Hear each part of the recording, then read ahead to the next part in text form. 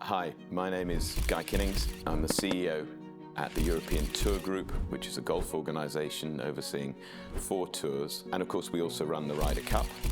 We employ just over 300 people worldwide, and this is my duvet flip. Everybody can have a career in sport. Yeah, and in different ways. You can be content creators, you can be whatever you like within sport. We want to encourage people. I'll just stand next to you because, yet again, I'm not good at golf. I'm going to drag you along to some golf tournaments. You know, you've got to be ready to work hard, but when that door opens, be ready to walk through it. What's your duvet flip? What's flipping the duvet right now for you to get out of the bed every morning? I mean, it's...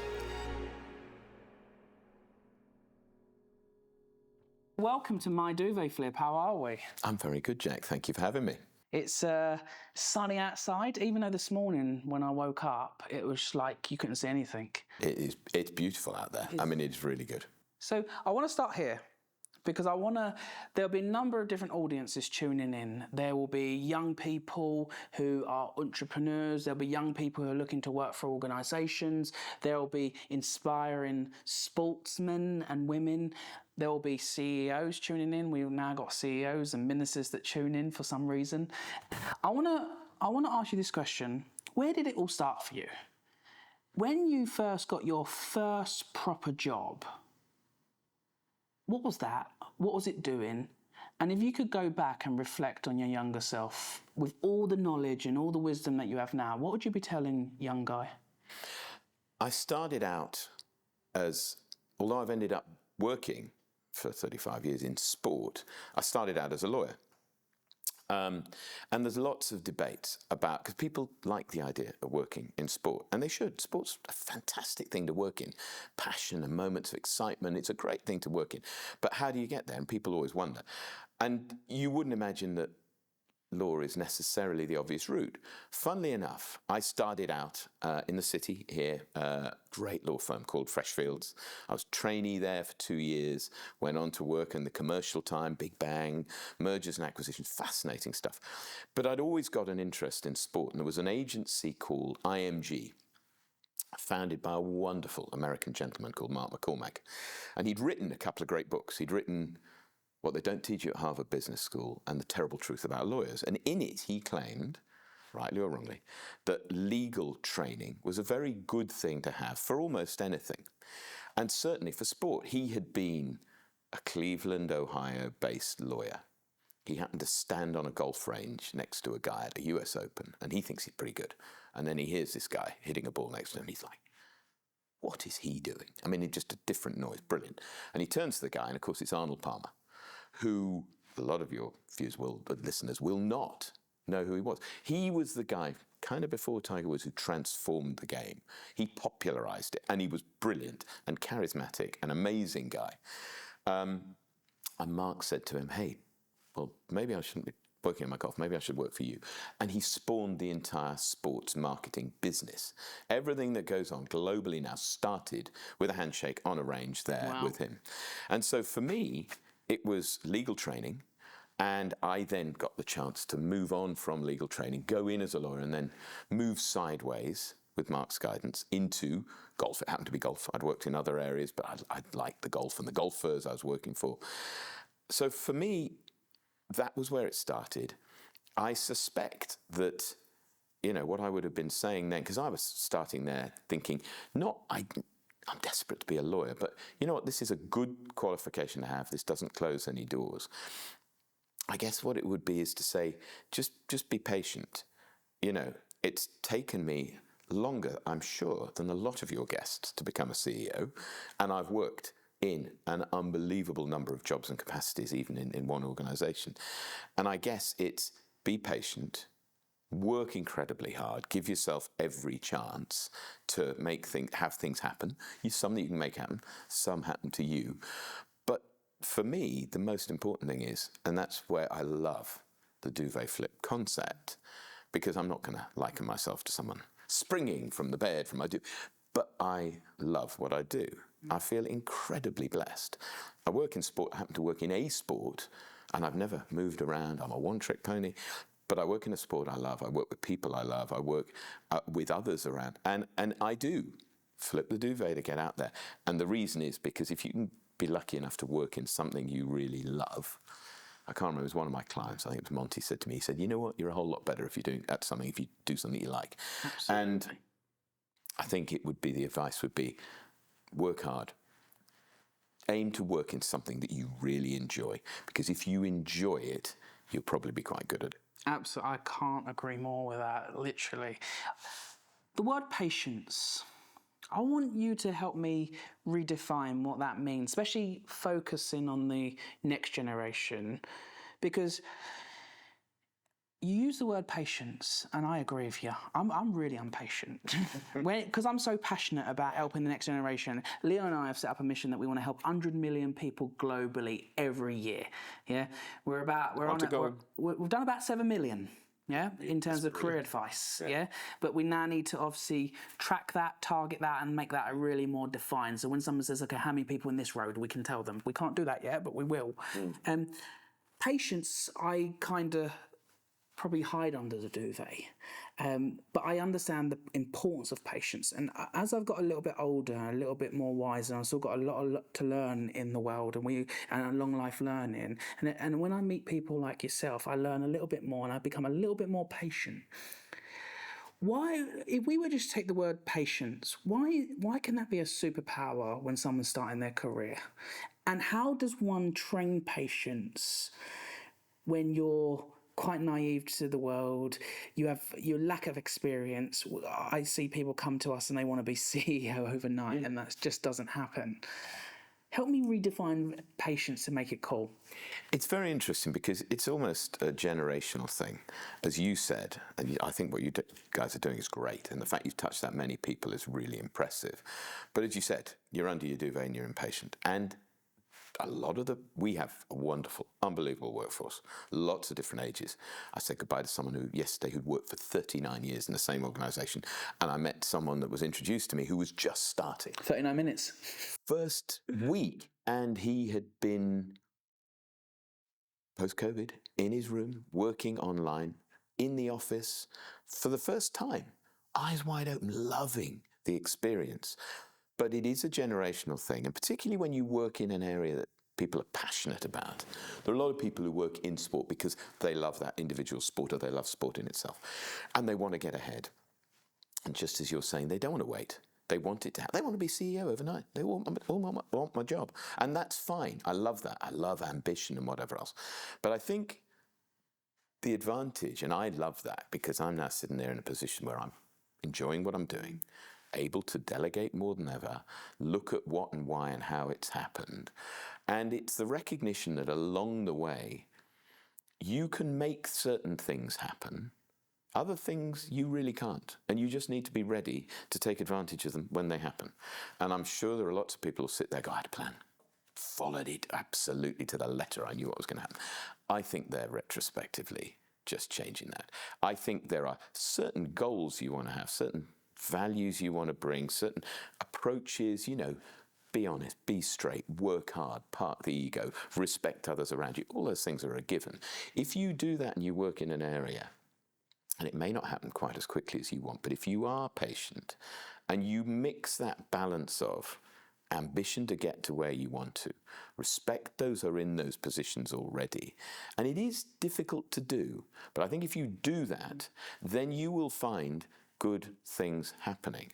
And it's interesting, you work in an organisation and you have a bunch of great people, and we have a real mixture of people from different countries, different experiences, knowledges, what they do, so many different roles. We have people who work in finance and legal, to people who are referees, to people who make the content, which is brilliant, all of these sort of things.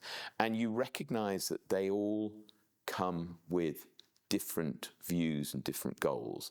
And what you want to do is to say, guys, be ready, work hard, but be ready for when an opportunity arises. Because things change the whole time. When that door opens, be ready to walk through it. Absolutely. And did you ever think, Guy, that you were going to become a CEO? Was that your vision? Because some people they wake up and I want to lead, I want to make a difference, I want to do A, B, and C. What was it for you? Was it just you? And I think you was very thoughtful what you said.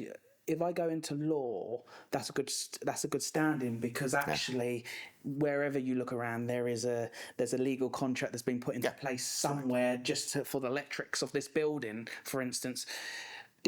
Was that a plan, or did you ever think, I want to go into law, learn commercial law, learn how business works, and then become a CEO? What was it for you? I think when I started out, it was really, I just want to learn. I want to understand the law. I then want to work in sport and whatever. And I went into a business that was not just one sport. IMG was a business that was everywhere in sport, in media, in arts, fashion. So the person who was the CEO was going to be across all of those. I was overseeing one small part of it. So at no stage did I really think, hey, I'm the CEO of all of this. Plus, I was working with a man who'd founded the entire business. Mark McCormack was the CEO, should be the CEO, was a brilliant CEO. When he sadly passed away, we then got taken over by a brilliant, unbelievable New York private equity guy called Teddy Forsman. When he passed away, it then handed on to Ari Emanuel, who owns the Endeavour Group, who's a genius. And so those guys led the organisation, and only they could.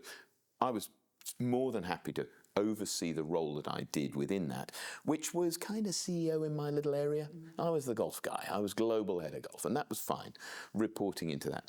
When I moved to the tour, I went in because, quite frankly, the Ryder Cup, I'm very biased, I think is one of the most extraordinary, passionate sporting events there is. It's certainly the most exciting thing in golf. I think it's one of the most exciting sporting events anywhere in the world. It had been run by a gentleman very well for 30-odd years, and the opportunity came to take that on. I couldn't miss it. So I went in there, and my focus then was really on running the commercial side. I was happy with that. I had a lot of freedom. I did that. So I wasn't thinking, oh, I must be the CEO. When the opportunity arose and I took it on, I had not realized how much different it was going to be from what I'd done before, and how much I love it. So I'm sitting here now going, you know what? I would have really regretted not having done it. I'm not sure I realized that. I didn't want it the whole way through. I am so glad I got to do it because I love it. Talking about opportunity, it looks like that opportunity has came up and you've put yourself forward. For a lot of people, especially young people, definitely women, they see one thing on a job description and they'll say, I can't do that role. How do you get over the imposter syndrome to say, oh, I could go for the role, but they might not pick me? Will I have egg on my face if they don't pick me? Well, doesn't mean I have to then look externally. And all this can go into someone's head. For you, what is your advice to all generations when a new opportunity arises, whether it's in sports, whether it's in commercial, whether it's in a law firm? What is your advice to people when it comes to opportunity? How do you gracefully put yourself forward? I want to go through that a little bit. We're going to talk a lot about golf in the second half, but I want to just talk a little bit about career. Tell me, a new opportunity's come up. I ring you up, guys. I need advice on how to really gracefully move forward and put myself forward for this opportunity. How do I stand out? It's a very interesting question because actually I got lucky because I was the deputy CEO. So amongst the roles I'd taken on, I was made the deputy CEO. So I was the number two to a guy who was doing a great job as the CEO. I was very comfortable with that. We worked well together. He then moves to another job. And so I got asked to take on the role without having to go through just what you've described, which is all the interview. I'd done the interview to get the first job, but not there. It was a different thing. The board said to me, hey, you're doing what you're doing. Why wouldn't you take it on? Much easier. In the scenario you described where, hey, there's a role I want to put myself forward for. And it's really interesting you use the phrase imposter syndrome because I see that so much. I see it more often than not because ours is a men's professional golf tour. However, we have a very mixed workforce and a lot of women work in there and do a brilliant job. But quite often, when it comes to the big roles and whatever else, I see that a little bit. Should I really be? Could I do it? Whatever. And my advice would be, you really aren't even in a position to be thinking, should I do it? Unless you really are good enough to be doing that. There may be some who are so wildly over-optimistic and thinking of their skills and whatever else. But generally, most people who are going, you know what, I'd love to do that role, that probably means because deep down they know they can. And I think most people are better at what they do than they think. I think it's the exception that proves the rule with the people who are fake it till you make it. I find certainly that it's going back to the patience thing. We have a lot of people who have worked their way up in the business and proven themselves, and the next step becomes a natural progression for them. I like to do that. Of course, there are moments when you have to replace someone and you have to bring someone in who's entirely new to the business, and you bring them in at a senior level. But more often than not, I will want to explore in every way who from within the business could step up and do it, because they've learned, they understand the culture and whatever else.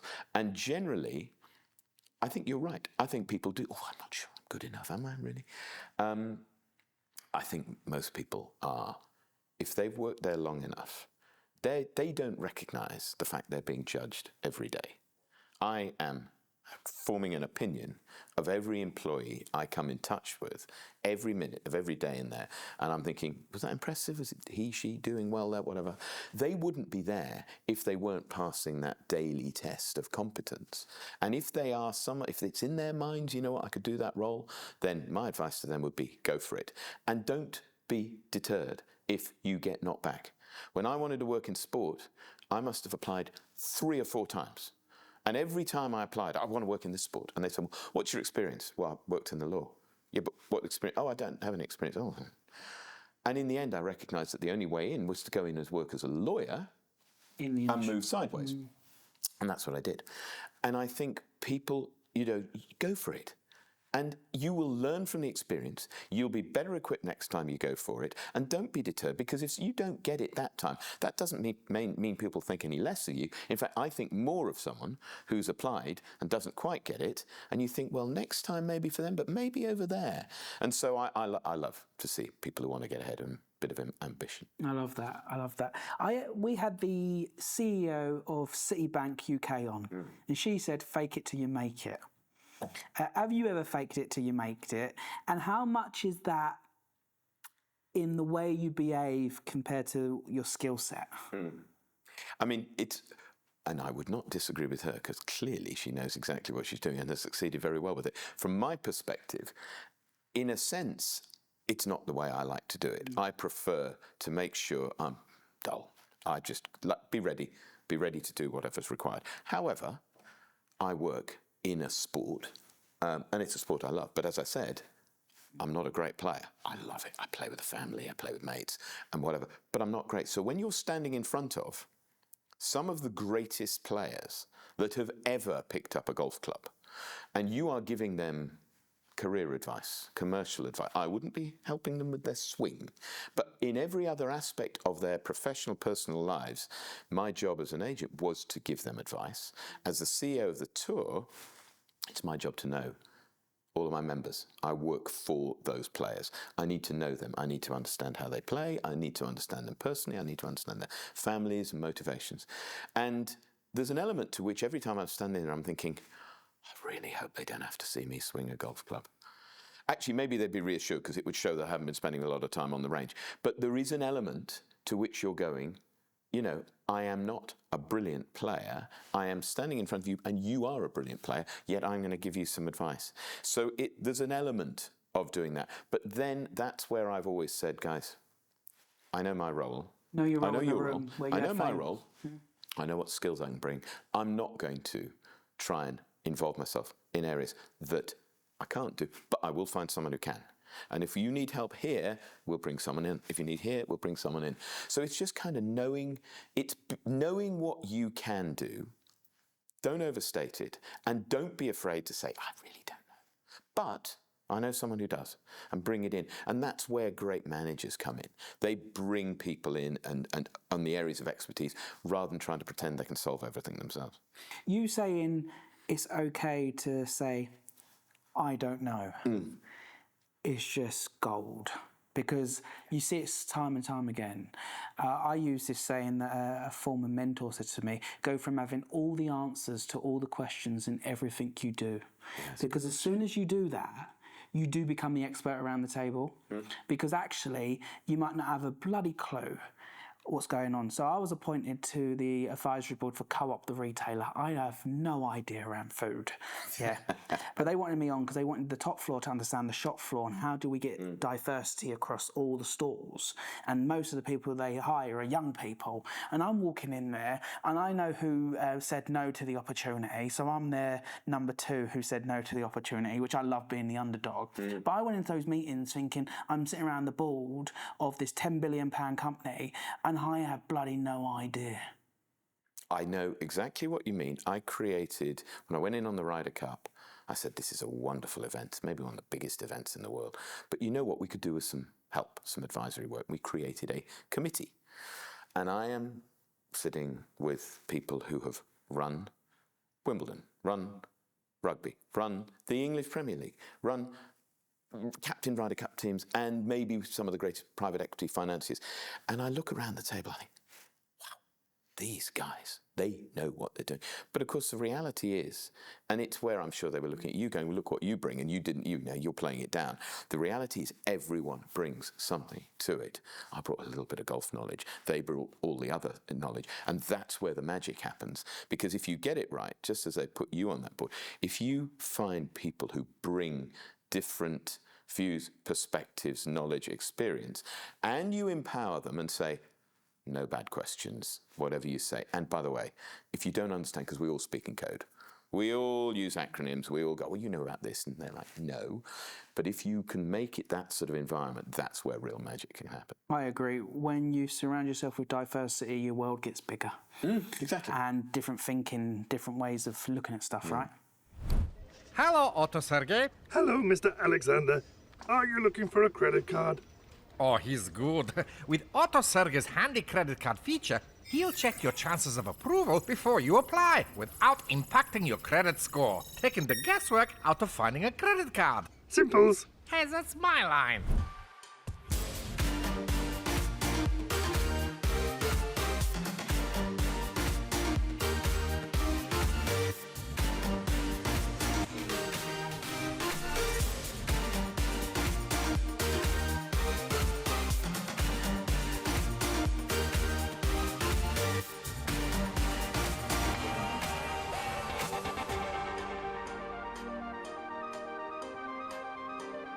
I want to talk a little bit about your transition from legal and law to actually CEO golf sports.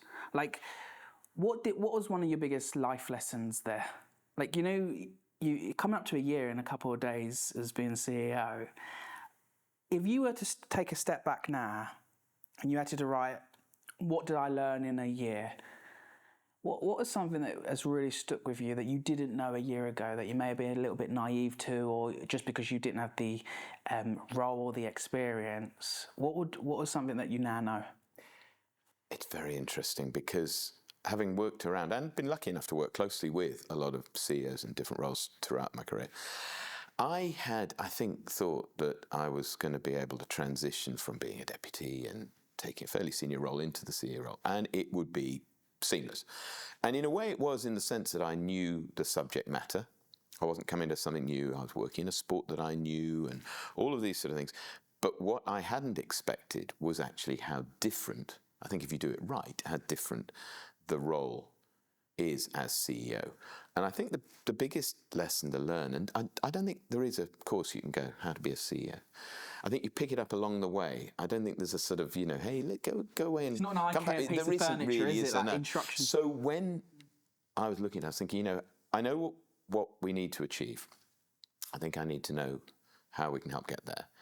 I knew I'd got a great team. It wasn't like I was sitting there going, we've got to make huge changes. It's how do I empower them to face And the world of golf has been it sounds like a nice, quiet, sporting backwater. It's not. It's been incredibly busy in the world of golf. There's a lot of change going on right now.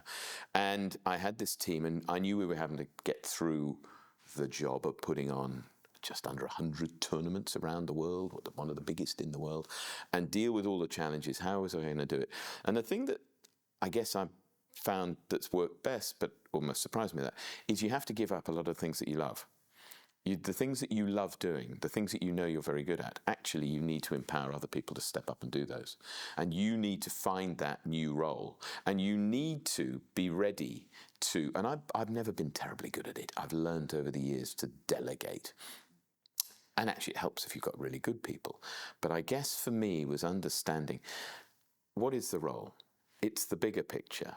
It's be the chief cheerleader, be chief strategist. To do that, you can't bury yourself in these little areas, but some of those little areas are areas you really enjoy.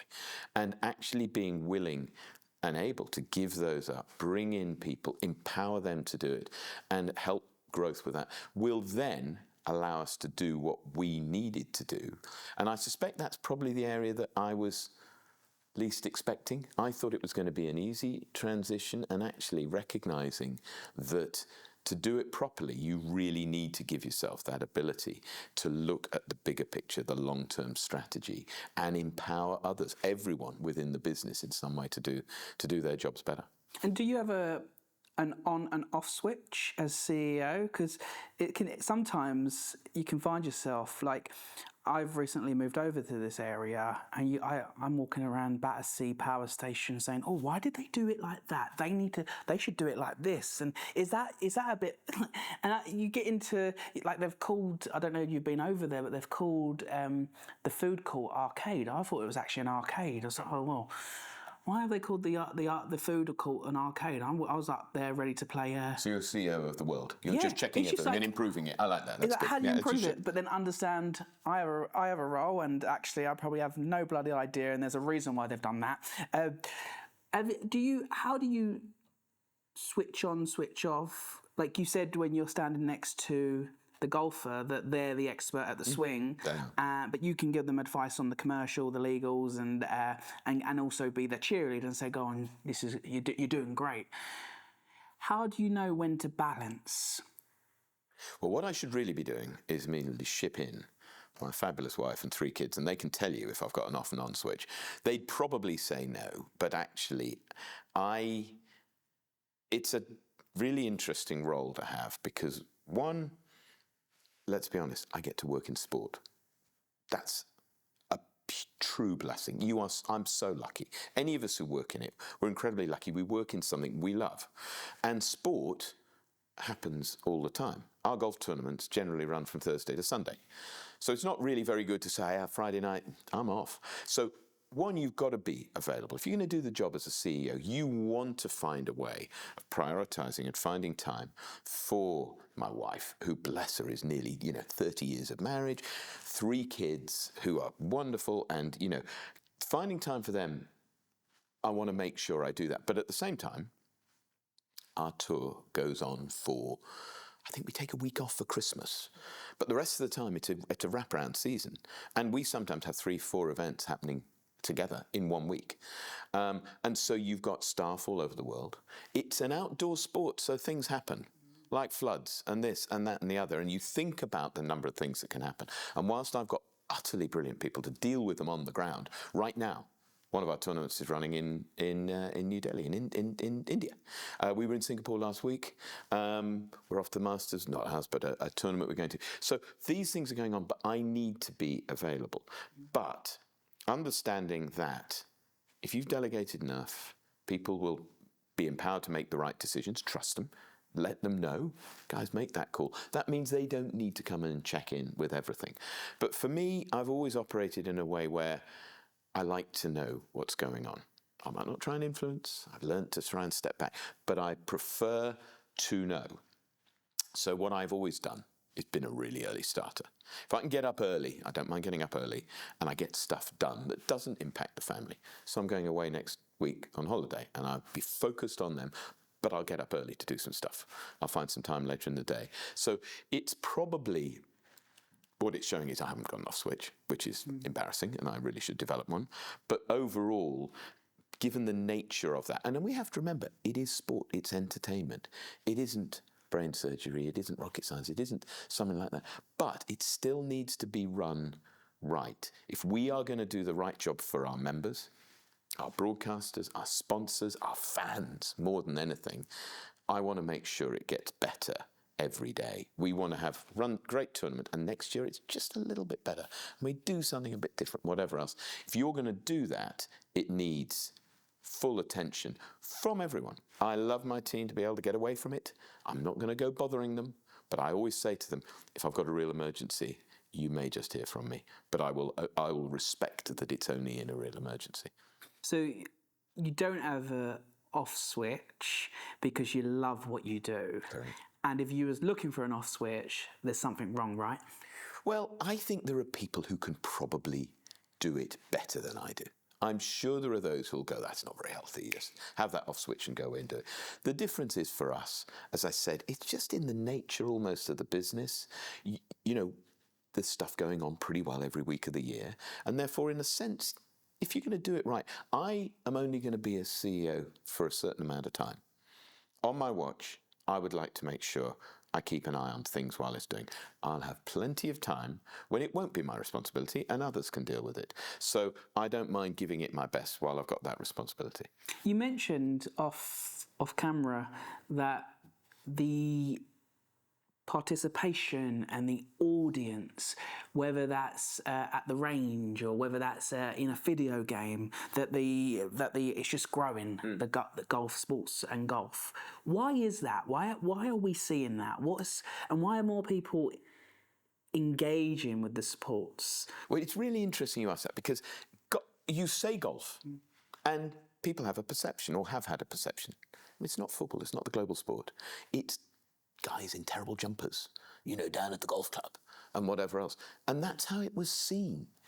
It's changing. It's fundamentally changing. And that's because a lot of the people within the game have recognized they want to change it. As I said, you want to take it geographically, you want to be global, you want to change it demographically, you want to make people feel comfortable. You don't want people thinking, I can't wear denim at the course, I can't use my mobile, or, you know, women will be put off, or juniors. You want to embrace it. And what's really interesting, two things have really happened. One, whilst COVID was just terrible for so many people, by chance, COVID, because golf is the most socially distanced sport. When I'm playing with one of my boys, I'm in the trees left and he's somewhere down the middle. So I may be 100 yards from him. So one, COVID actually worked quite well for golf, and we were able to keep professional golf going and people could go and play in this sort of socially distant sport. So amongst all the horror and the terrible stuff for people, COVID was actually quite good for golf. But in the past, you were seen as a golf fan if you threw the bag over the shoulder and went and played 18 holes at a golf club. Well, not many people have the time for that. So there was a sort of recognition that, well, one, you maybe don't need to go play 18 holes. Go play 9, play 6, play 3, it doesn't matter. And you don't have to go and do that to be a golf fan. Go down and hit balls on the range, and you've got these brilliant things.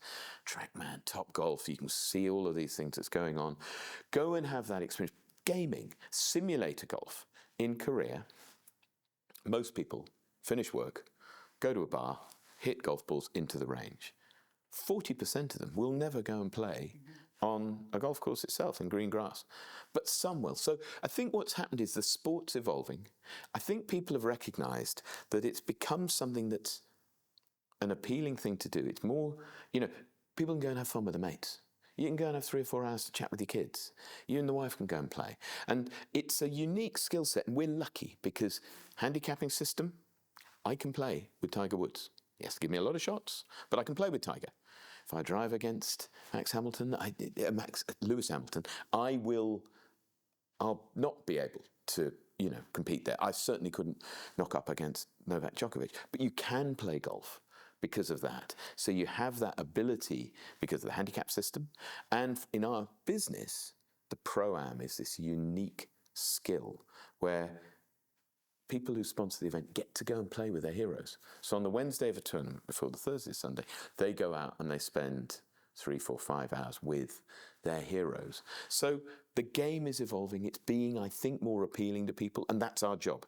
We work for a tour that looks after those pros, but we want to make it appealing, bring in fans, give them more experiences at the golf tournaments. It's not just watch golf. There's music, there's food. Come and enjoy it. Bring the family, and that's our job. We've got to make sure the entertainment improves. I love it. And for those, there might be a couple or many that want to become pro golfers. Yeah. You've managed golfers. Obviously, I know you obviously got friendships with a number of the pro golfers as well. One of them calls you Pinky. But like, what is your advice to if there was a young golfer now that wants to become pro? What is your advice to them? I mean, anyone who is playing golf well enough to be thinking of being a pro has given up hours, days, years of work and practice on the range, pounding, honing the skills. They're more athletic than they've ever been. This is the Tiger effect. You know, they're athletes as well as doing this. If you've done that, you deserve to give yourself the chance. If you've got an itch to try and make it as a pro, scratch it and go all out.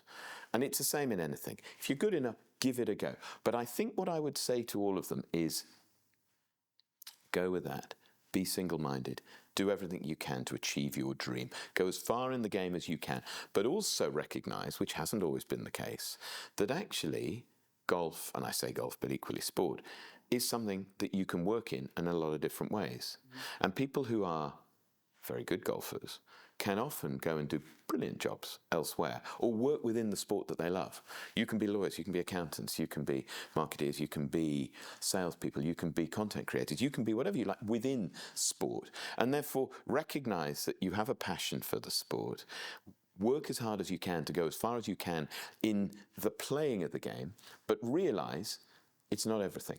That there are other opportunities. And you see people who do that, who will often go as far as they can, or you know what, I'm not going to make it. I'm actually not as good as Tiger, but I love this sport. And recognising, and we now do this, when we have tournaments around the world, we have schools outreach, and we go into schools and we say, don't think that this sport is, you know, come along and have a fun, but you can work in this sport. And you don't need to be really good at this. You can come and do a very meaningful role. There are careers in golf, in sport, for people. And it's now a properly run business. People can have long careers and they get to work in something which I wouldn't still be there if it wasn't great fun. Everybody can have a career in sport. Yeah, and in different ways. In different ways, yeah. And I think it's that recognition. In the past, I think people have thought, I wouldn't know how to get in there. What do I have to study? What course do I have to do? Now it's almost a mindset. Do I want to work in that? Am I prepared to give up weekends? Am I prepared to do the things you have to do to work within sport?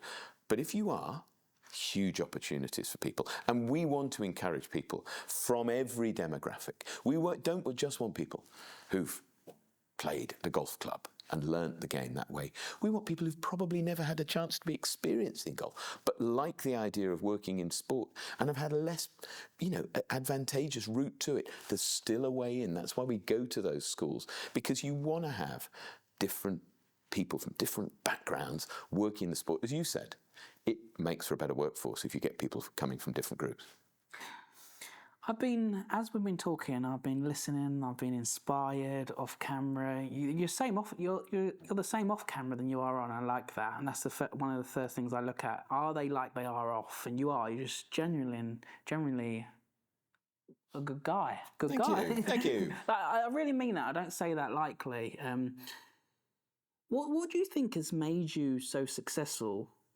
And the imposter syndrome might come in and say, oh, but am I successful? You are successful, because the research I've done online, meeting you here, the tours and everything that you run, and I know you've got a smart team behind you that also run it, and it's not just one person. But what do you think is your invisible success that's really made you successful, that's not on your LinkedIn or on a article or on a podcasts. What's something that's really made you successful in this industry? Well, it's kind of you to say those things. Thank you. You know, whatever success I've had, I think, is born out of the fact that, you know, you got to be ready to work hard, and I've worked hard. But probably, and that's why I enjoyed doing this with you today. You've got to enjoy what you're doing. You have to recognise that I'm lucky enough to be a CEO, but everyone in the organisation is in many ways feeling very lucky to be working in and what they're doing, and they're doing a brilliant job in itself. And you have to enjoy it along the way, knowing that you're in a privileged position. You really are.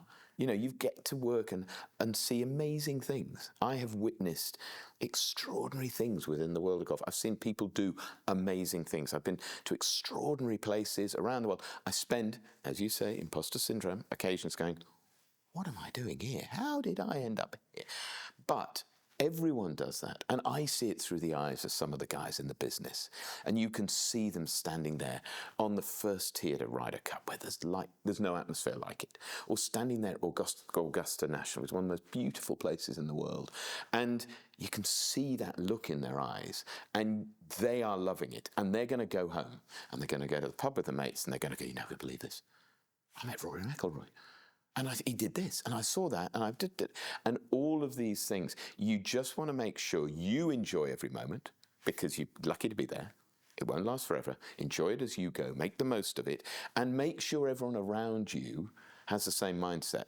Work really hard, but enjoy the fruits of that hard work. Know we're in it together. And we don't do it enough. You feel like sometimes going, can you believe that? I mean, we should be doing that because we are so lucky to be there. So it really is a case of, you know you've worked hard, you know you've tried to make your own life, whatever else, make sure that moment doesn't pass you by. And when you look back, that isn't the only moment when you can go, well, that was great. Do it at the time. What's one thing that someone said to you, whether it's a mentor, a pro golfer, someone that you met randomly on a plane, that has really become part of your principles and ethos when it comes to building a professional career? I think it's probably two things that have, you know, you hear things that are great. You've said 2 or 3 things today, you both have, that have made me go, oh, well, I'm going to remember that. It's only someone smarter that I've heard it from. But it's easy in my case. I can always... No, but you get... But the truth is, 2 things probably that along the way have made me do that. And I remember early on, I think it was McCormack said it to me. He said, always make sure you hire people who are smarter than you are around you. And it's really easy to say and very hard to do because everyone gets a bit defensive, whatever else. But if you do it, and you truly surround yourself with people who you know can do things better, you've got to have confidence in yourself. So that really helps. And it has helped me because I have got an amazing team. And I look around me at people, not just in senior management, in all levels of the business. And I go, I don't know how you do that. I'm really glad you do, but I don't know how you do it. The other one, which I think it was an ex-head of the Met, and he was giving a speech and he said something and I listened to it and it was really interesting. He said, everything you do mentally, if you're being really honest with yourself, you can give yourself a mark out of 10.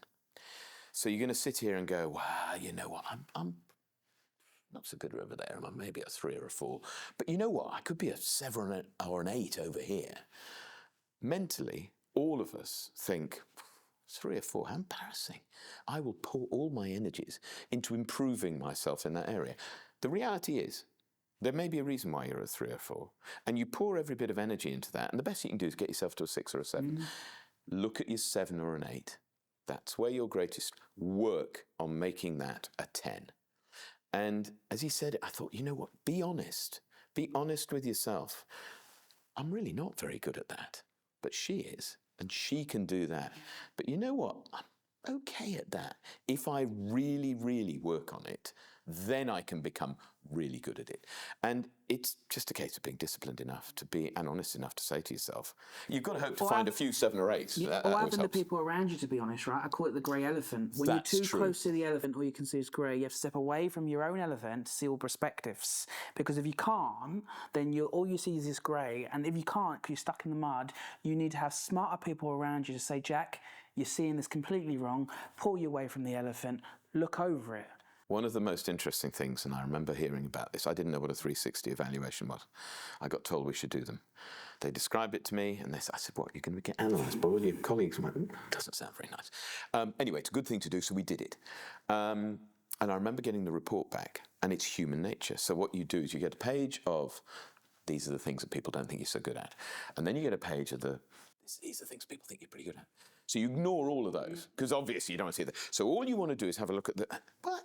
That's not fair. I mean, 24 hours later, you should almost have a rule. You're not allowed to react to it for 24. And you come back and go, well, yeah, no, that's probably right. The evaluation process and having people around you telling you, I find incredibly helpful. And I think it's a really useful, if deeply uncomfortable thing to do. But you're right. You need that slight distance and you need others' perspectives. We had a guest in.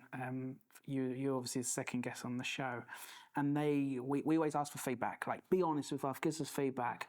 And it was briefing's really clear, very professional. Loved the conversation, but it seemed I was a bit distraught that it felt like an hotel room, and all that goes out. So you forgot all that bit, and you were going. I said to Leon, "No, you think it's an hotel room? I don't want. my house." Yeah, I don't want people to think it's an hotel room."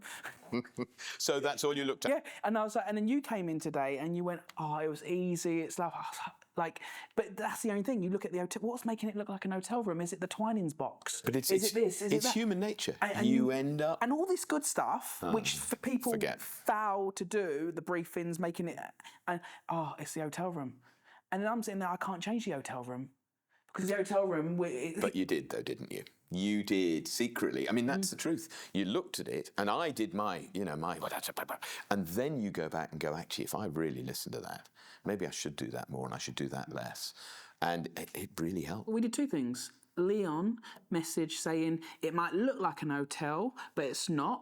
And also, I don't know if he did, but Dana says just to say you are coming up to an apartment. It's not an hotel. I don't know if he did that today. He did indeed. He did it But very well. they're our 1%. Yeah, it doesn't look like a hotel room. Looks like a home. It's nice. I've got one more question. Are you ready for it? Of course.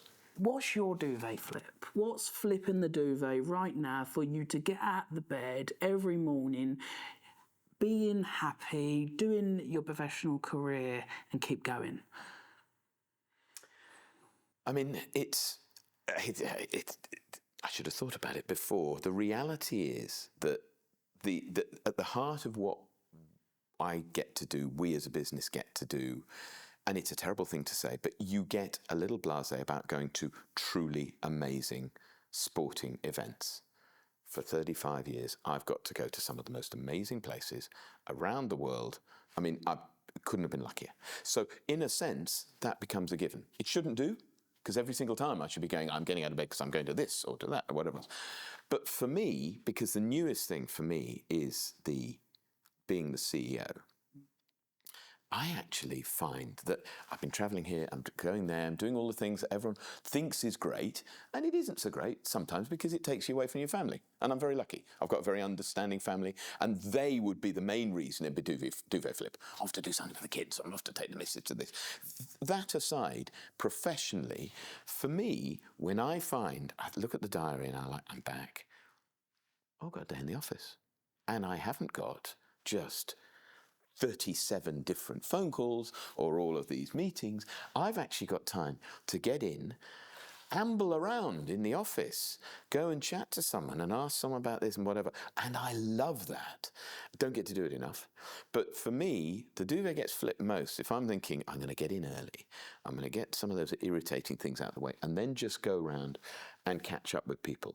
Because what I've had to spend my nearly a year, 360 1 days or whatever it is. I wish we could have planned this where it went I know, live I should for have the done. year. That would have been I brilliant. should have been. I'm sorry. That's but all right, no. We'll make it up. But for me, what I've done in the last year was I needed to get and spend time with the members, the players, on all of those tours. And I got out as quickly as I could. I went to every of the 4 tours to meet them all, to meet with senior players, junior players, older players, whatever.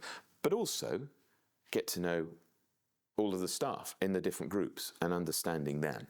And I haven't yet completed that. My bad, I will get to do that. But for me, I find it just fascinating. That's why I'm so interested in your story. It's you sit with these people and you go, I spend a lot of time with these people. They work and do an amazing job. They help me look good. I need all the help I can get. But I didn't know that you used to do this, and I didn't know that you do this. So whether it's in the office or whether it's knowing you're going to be at a tournament, but you're going out for dinner with some of your colleagues, I leave going, that is great, because I didn't know she did paragliding and he used to be a junior Frisbee champion or whatever it may be. But they always surprise you because we just attract interesting people and it's teasing it out of them. So that's my favourite. I just want to say, wow, I've really enjoyed. I know we've only just met. This is the first time we met, but hopefully it won't be the last. I just want to say, I just want to say thank you for your kindness, your graceful, just being so thoughtful, and I love how you storytell. I've really enjoyed this, Guy. Well, I've loved it. We're going to drag you along to some golf tournaments. I think you'd be good for some tournaments. Yeah, but I'll just stand next to you because, yet again, I'm not good at golf. I know my lane. No, nor do I. No, but just come and work the range. You can chat with them. You're good at that. I'll wear a pink tie. I've got one for you. And I could be called Mini Pinky. Maybe not. I think you can do better than that. I really do, but I've got a tie for you if you want one. Cool. Thank you so much. Really enjoyed meeting you. Thank you for having me.